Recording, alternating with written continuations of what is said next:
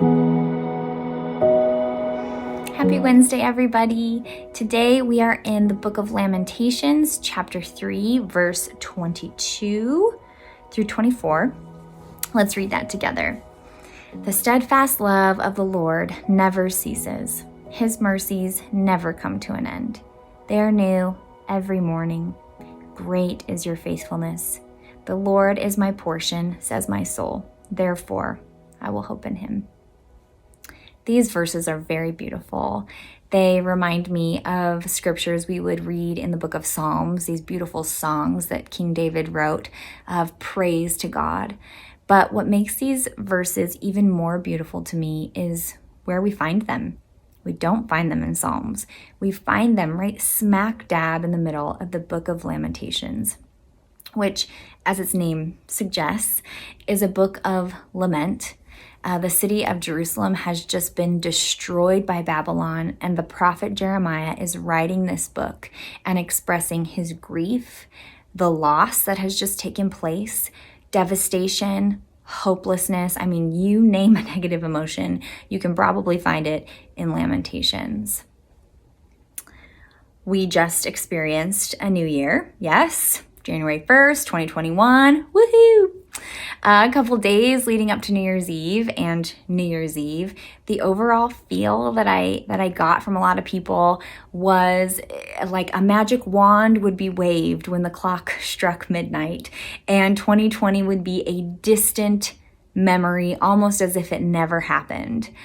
But many woke up on New Year's Day still feeling very 2020-ish.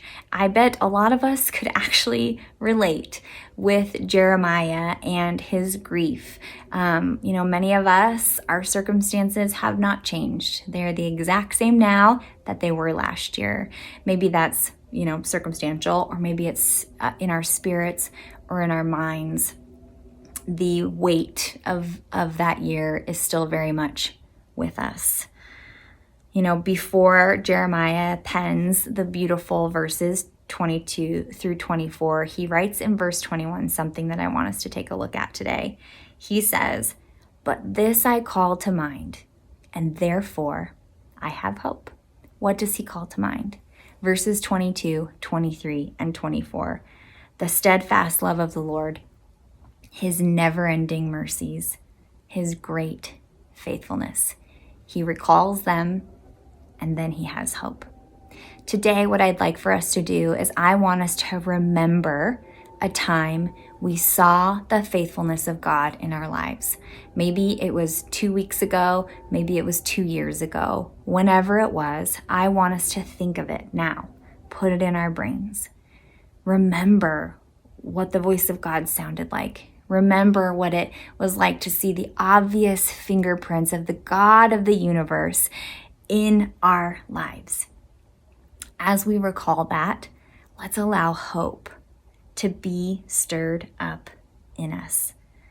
Jeremiah didn't put his hope in Jerusalem being rebuilt and the city being restored to what it was, or even,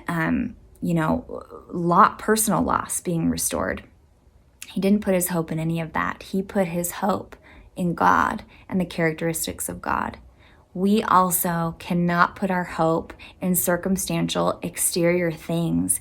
We can't hope in everything getting better. We can't put our hope in things being tied up with a bow and it's as if 2020 never happened, right? As we learned last year, those things can change in a heartbeat. We must put our hope in the faithfulness of God, in his brand new mercies that are waiting to greet us every single day. Those things will never disappoint. Those things will never change, and they are safe to put our hope in. As Christians, we don't have to be, optimistic all the time. We don't always have to be in a good mood, but we can be people filled with hope, an unwavering hope that's put in an unwavering God. So let's recall the faithfulness of God in our lives today together and feel hope begin to rise up once again within us.